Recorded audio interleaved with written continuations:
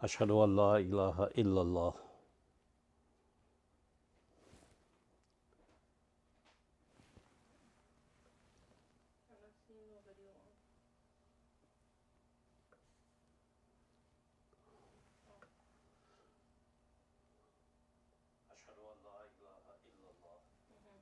Okay. Ashhadu an la ilaha illallah wa ashhadu anna Muhammadan abduhu wa rasuluh. Amma ba'd. Fa'udhu billahi minash shaitanir rajim. Bismillahir rahmanir rahim. Qul aghayrallahi attakhizu waliyan fatiris samawati wal ard wa huwa yu'timu wa la yut'am. Qul inni umirtu an akuna awwala man aslama wa la takunanna minal mushrikeen. Qul inni akhafu in asaytu rabbi azaba yawmin azim. Sadaqallahul aliyyul azim.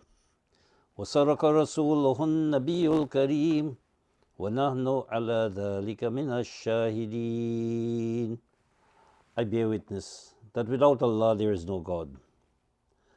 I bear witness that the Prophet Muhammad sallallahu alaihi wasallam, may the peace and blessings of Allah be upon him, is the last, the final messenger of Allah, after whom no prophet, old or new, will come. And I begin in the name of Allah, the Beneficent, the Merciful. Speak out. The verse of the Quran that I've recited, two verses of the Quran taken from chapter 6. And it says, speak out.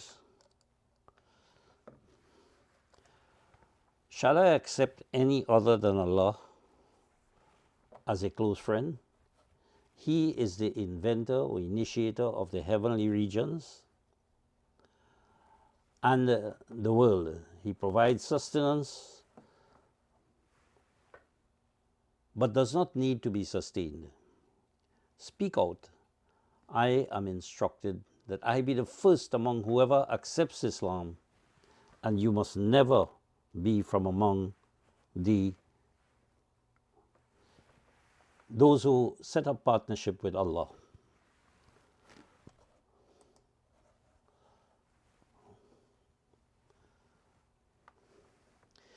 Faith systems or religions are usually lumped together on the basis of their similarities or their commonalities.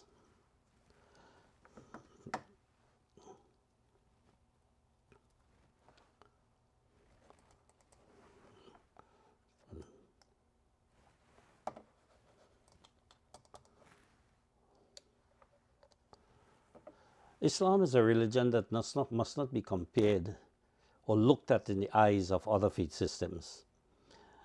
The Quran quite clearly tells us that the only religion accepted by Allah is Islam. But it also says that all religions are indeed from God. What does it mean? It means that Allah has given the world only one faith system, the religion of Islam. And what we have as religions, originally the founders of these religions brought Islam, which means submission to the will of God and attaining peace through that submission, and indeed living among human beings in peace and harmony. As time went on, religion became adapted into different faith systems. And this is how we find that faith systems have evolved into certain traditional concepts as to what a religion really is. And so faith systems or religions are lumped together on the basis of their similarities or commonalities and their differences. Religions are looked at through their dogmas, through their ideologies, through their rituals, their places of worship, their traditions, their dietary permissions and restrictions, their cultural practices such as clothing and art forms, etc.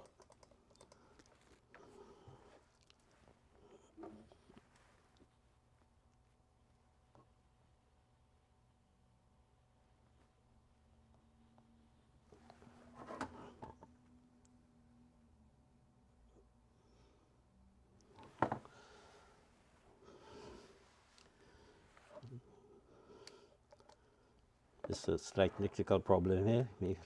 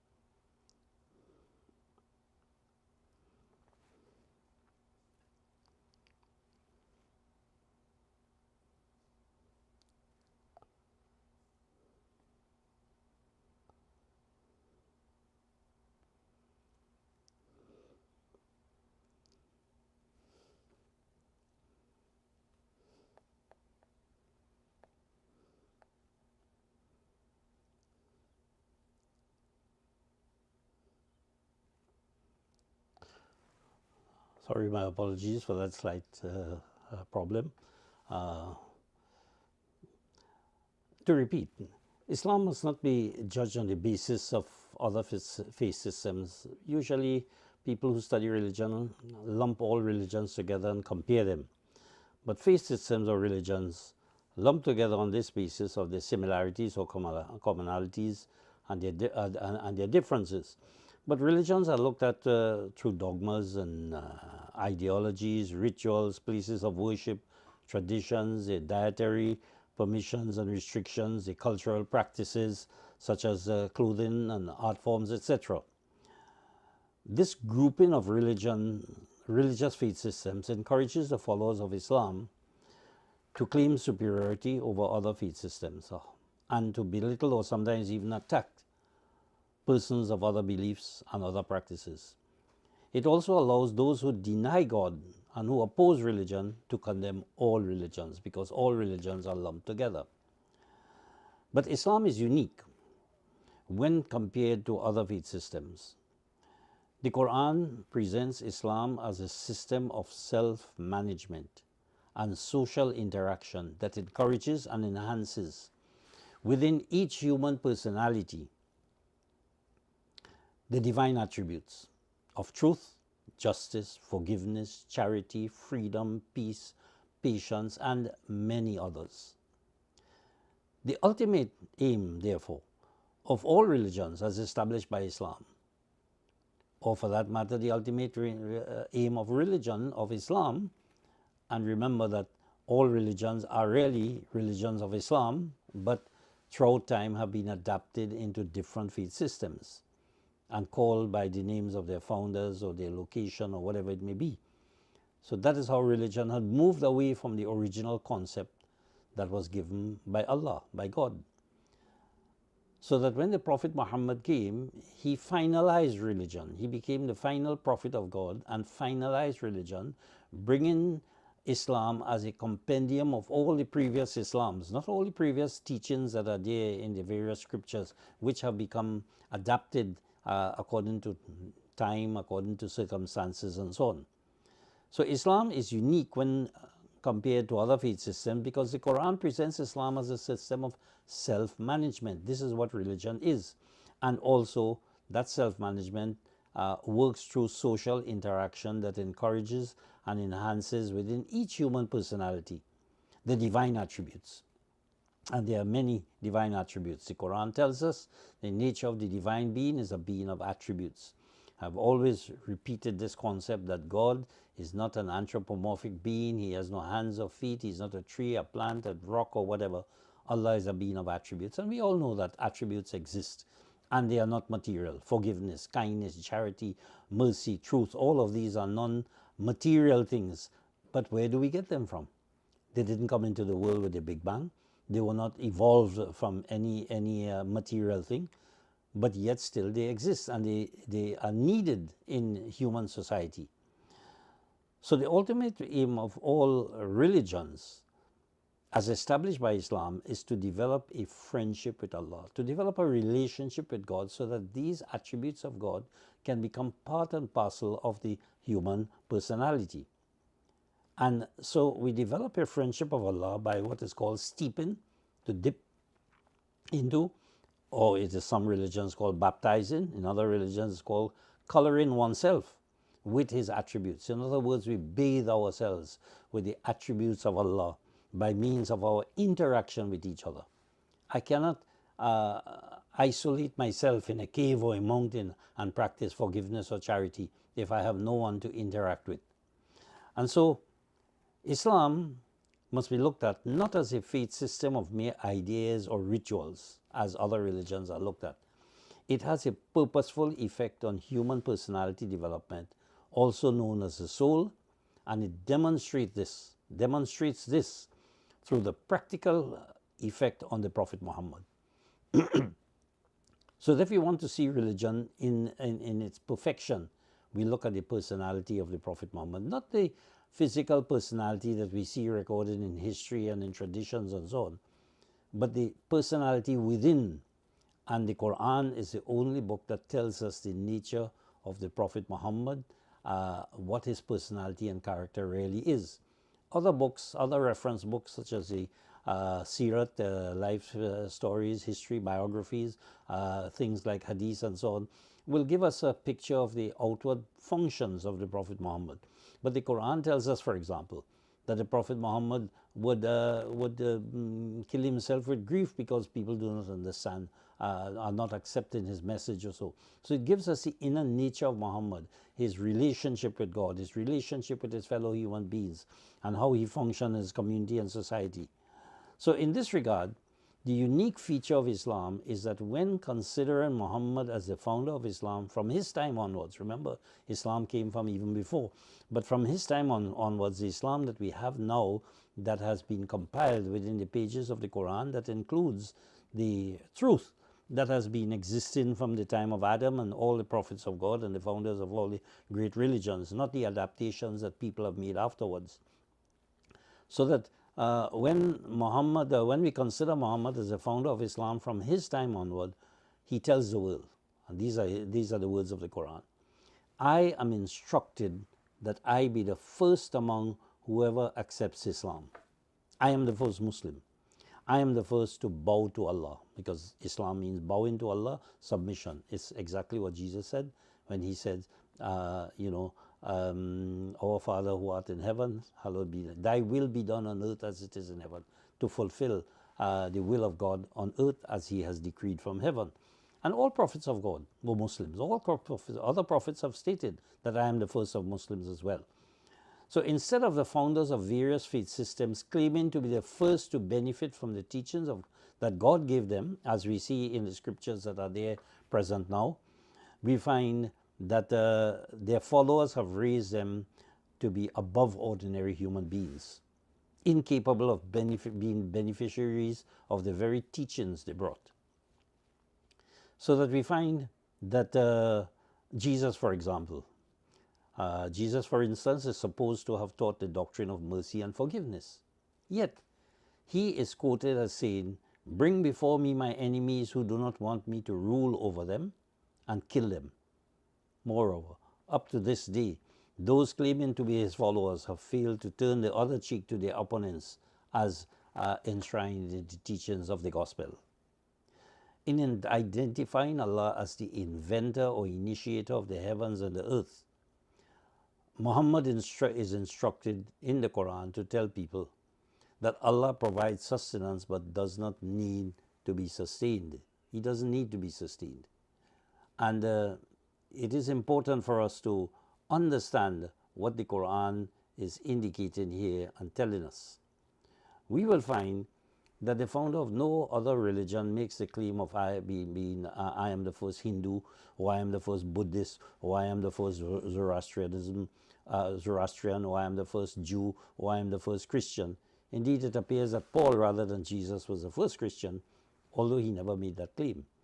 So that instead of the founders of various faith systems claiming to be the first to benefit from their teachings, we find their followers have elevated them, raised them above ordinary human beings, and they don't have to follow their own teachings. They are above those. They are considered God themselves and can perform miracles and override the natural laws of human self-development.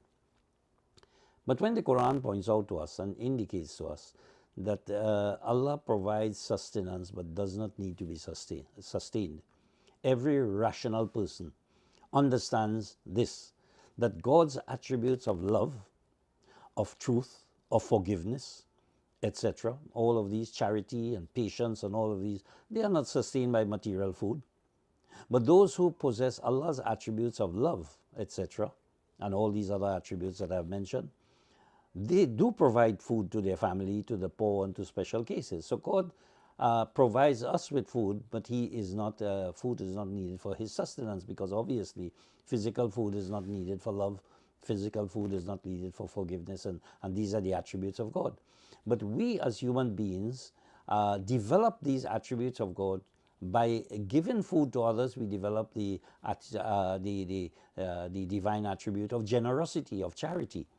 And so Allah describes himself in this verse of the Quran as the Fatir. Fatir means the initiator, the inventor. The Arabic word means one who splits open, or who bursts or tears open. And we see that in nature, that Allah, even though is a being of attributes, he has control over the material things of this world. So he makes the cloud burst, for example, the cloud to burst, to provide rainfall, which sustains life. He also splits seeds to sprout and grow. He also tears open the dry earth to allow rainwater to reach down to the roots of vegetation. So you see, when the earth becomes dry, it's a natural phenomenon that it separates, and you see there are cracks in the earth. And the reason for that is so that when the rain falls, it will not just be surface water that runs off, but it will go deep down to nourish the roots that are there waiting for that water in the time of drought or dryness, as the case may be. So this metaphor of rain falling and regenerating the earth, giving life to it again, this metaphor is carried further in likening divine revelation to rain from heaven. So knowledge from God, divine revelation comes from heaven, and it also energizes the soul. So when divine knowledge through revelation falls upon the human heart, the human soul, the human personality, it opens it up and causes human faculties and capabilities to sprout and grow. So when I know God has ordered me to zakat, for example, to give charity, then that motivates me to spend out of the resources that He has given me, of knowledge, of wealth, of time, of effort, whatever it may be. So when we allow the messages of the Quran to chart our course in life, we become guided by God in developing His attributes within ourselves. These divine attributes then control our behavior in the doing of good actions towards our fellow human beings and other creatures as well, without any discrimination. So that Muhammad's performance as an excellent role model, as the Quran says, that لَقَدْ كَانَ فِي رَسُولِ اللَّهِ أُسْوَةٌ حَسَنَةٌ, that is Muhammad is an excellent role model, and or excellent real model, actually, because role models sometimes do have defects, but he's a real model, an excellent real model. And this is a clear indication of his firm faith in the uniqueness of Allah. His relationship with Allah was unique in that he had firm faith in the oneness and the uniqueness of Allah. Why else would he suffer so much and urge his followers likewise, if he was not certain, he was not sure that the help of Allah always appear whenever he needed? And that is a truism that is evident even today. Anyone who develops a close relationship with Allah and is in constant and developing Allah's attributes within them and is in constant prayer and communication with God, you will see that your prayers are answered. You will find that the help of Allah comes whenever you need it.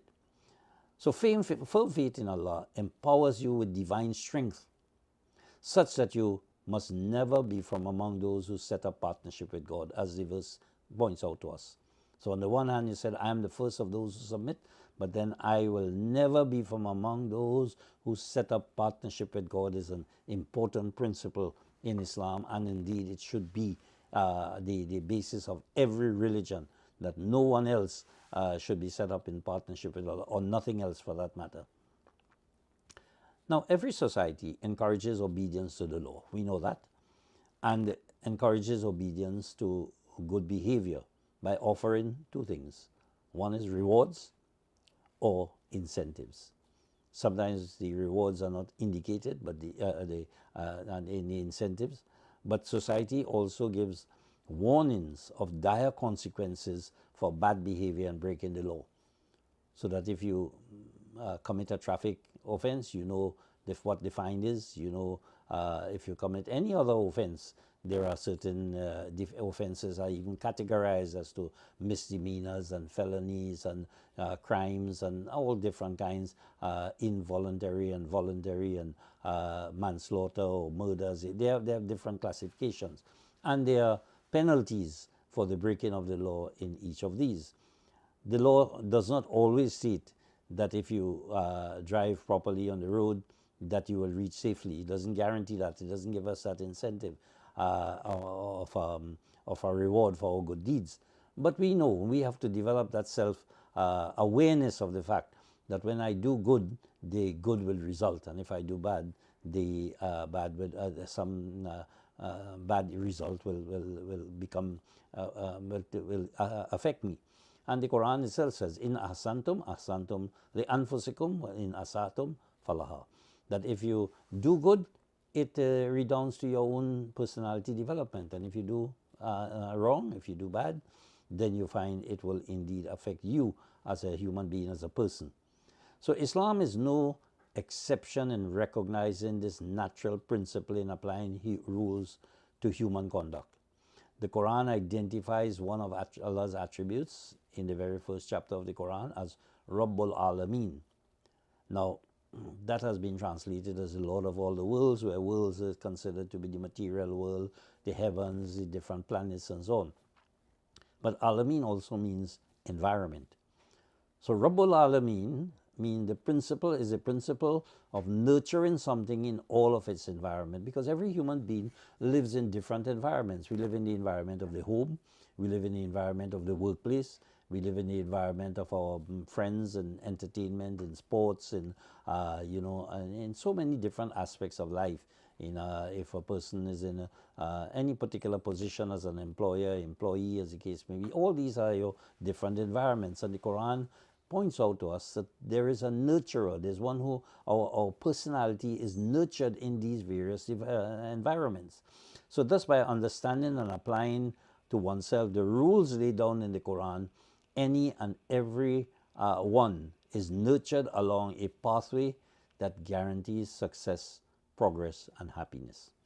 So if I'm in my workplace and I'm guided by the laws of Allah, I know to be honest, to be truthful, to be faithful, to be dedicated. The Quran says the human being shall not earn but what he strives for. I will work hard.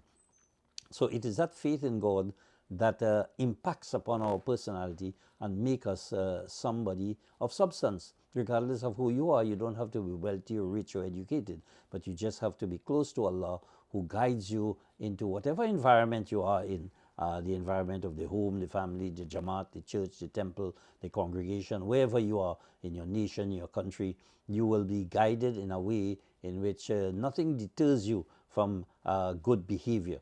And this is needed in our society today, where there is so much of crime and corruption and so on.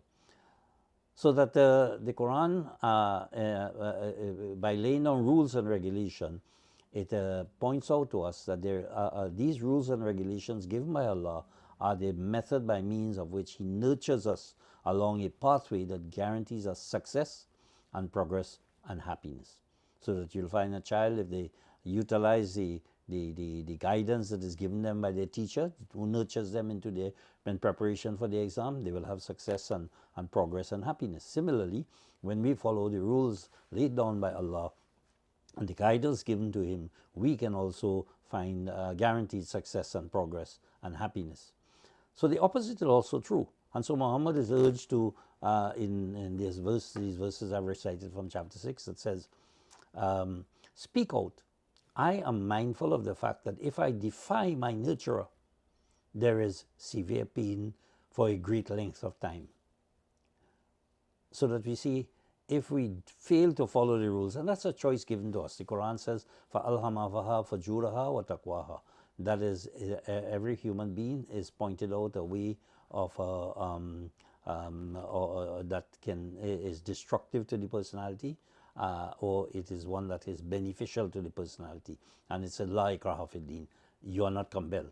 The choice is yours, but the right way is clearly distinct from error. It is not that there's right and wrong and we are left at a loss as to know which to adopt. We are given the opportunity to be guided by God, who will show us what the right path is. So that the Quran says, I must always be mindful of the fact that if I defy my nurturer, the one who is nurturing me and taking me through all these different environments towards progress and happiness and success, if I defy him, if I fail to follow the rules, if I turn away from the teachings as given to us in the Quran, then there's a severe pain for a great length of time. We'll see that in practical effect in every aspect of life. Take the example I've given of children in writing the exam. If the child fails to follow the instructions on the exam paper or the instructions given by the teacher, you find that they will suffer a failure, and it will be a great pain until they have to rewrite the exam or find some other solution. And so it is with every aspect of life. Now, one important thing that we must realize is that Mirza Ghulam Ahmad, the founder of the Ahmadiyya movement of Islam, the Mujaddid of the 14th century Hijrah, and the divinely appointed saint for modern times, as explained. And it's important to see his guidance. God has guided him to give this interpretation of the Quran, and he points out to us that paradise and happiness in reality is a continuous near relationship with Allah. In other words, you develop a relationship with the attributes of Allah. The word Allah means that being that possesses all divine, all attributes of perfection. They are perfect attributes. So he says that you find happiness when you have these divine attributes in you. This is what the Quran says. Sibgat Allah. Baptize yourself, imbue yourself, steep yourself, dye yourselves with the colors of Allah, the attributes of Allah. So that a near relationship with Allah is what is heaven. And hell is being distant from God. If you stay away from God, if you refuse to accept, if you die, which is a person's choice, then you will live a virtual hell. A person, for example, like Pharaoh, this is an example given in the Quran and in other faith systems as well. A person like Pharaoh can possess enormous material things, but without obedience to God, severe pain is assured. And we know the story of different pharaohs in different ages and different times. One of the most popular we are told is in the pharaoh in the time of Moses. And we read and even have seen stories of his suffering. So that the Quran tells us, however, in the end he recognized that relationship with God. And he says, I now believe in God, but it was too late for him.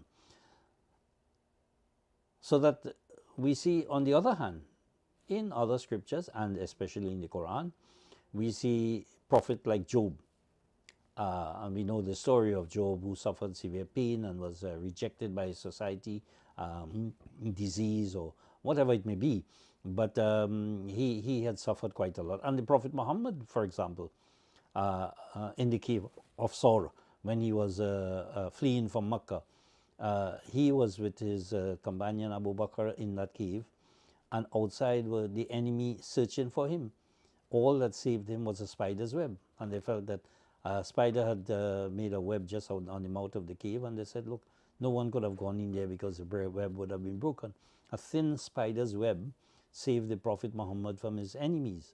So that you can be in great danger, whether it is because of health, because of enemy, financial problems, or whatever it is. Allah can use His simplest resource to be able to protect us, to help us, and to give us success in every way. So we see that then that the Prophet Muhammad and the Prophet Job, they had a firm and confident relationship with Allah, which ensures permanent contentment and peace of mind. So the Prophet Muhammad was content even though his enemy was just a stone throw away from him. And he said, Inna Allah ma'ana, Allah is with us. We see Job also failing to reject God even in that state in which society had really, excommunicated him. And we see different prophets of God. Joseph, for example, was in prison, but their faith in God was always important, that give them the peace of mind. This is the message of Islam, and the message that came to all faith systems. Unfortunately, they have been adapted, readapted, moved away to be concepts of and religions of rituals and dogmas and so on. But the main purpose of religion is our self-development through interaction with human society. This is what the Ahmadiyya movement teaches. And this is what gives us peace of mind and happiness in the world, when we can know that we are following the instructions given to us by Allah, a perfect instruction in a protected book that has been explained by people who followed it. I am the first Muslim, and all of us must indicate this to the world at large. I am the first that I'm going to submit to the teachings of the Quran, and this is where we can bring the message of peace and harmony to a world that so urgently needs it. Barakallahu lana wa lakum fil Quran al-Azim, wa nafa'ana wa iyyakum bil ayati wa zikr al-hakim, innahu ta'ala jawadun kareem, malikun barrur raufur rahim.